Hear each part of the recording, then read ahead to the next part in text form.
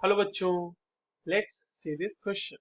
Assertion कह रहा है smoking causes oxygen deficiency in the body. Reason कह रहा है carbon monoxide when inhaled while smoking combines with haemoglobin to form chemically stable compound. और assertion reason के true होने और एक्सप्लेनेशन के बेसिस पे हमारे पास जो चार कन्वेंशनल ऑप्शंस होते हैं वो गिवन है। चलिए इस क्वेश्चन को सॉल्व करते हैं बच्चों, और सबसे पहले ये देखते हैं कि इस क्वेश्चन का की कॉन्सेप्ट क्या होगा। देखिए, की कॉन्सेप्ट की अगर हम बात करें इस क्वेश्चन में, तो ये है एडवर्स इफेक्ट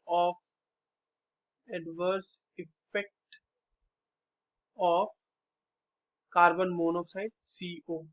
ठीक है, ह्यूमन हेल्थ पे कार्बन मोनोऑक्साइड का क्या एडवर्स इफेक्ट होता है वो हमें देखना है।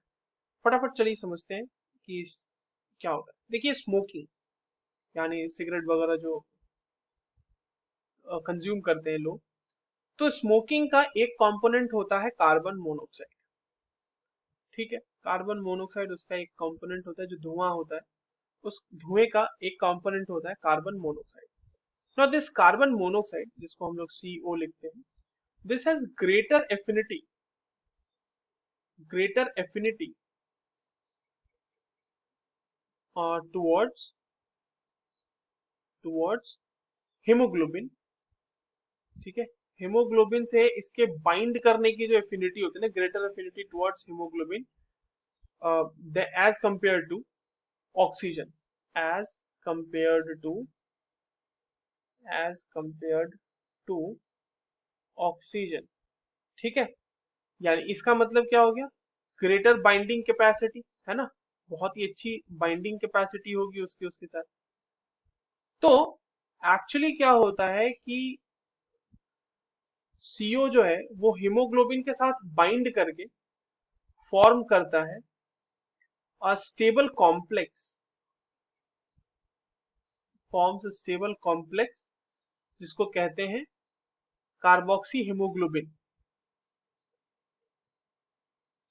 कार्बोक्सी हीमोग्लोबिन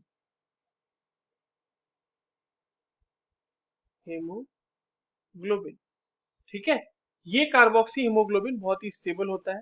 और अगर आपके पास ऑक्सीजन और कार्बन मोनोऑक्साइड दोनों है, तो हीमोग्लोबिन जो है वो प्रेफरेबली कार्बन मोनोऑक्साइड के साथ फटाफट फटाफट कंबाइन करेगा to form this stable complex.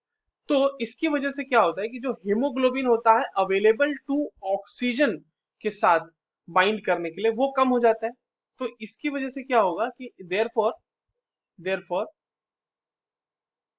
Therefore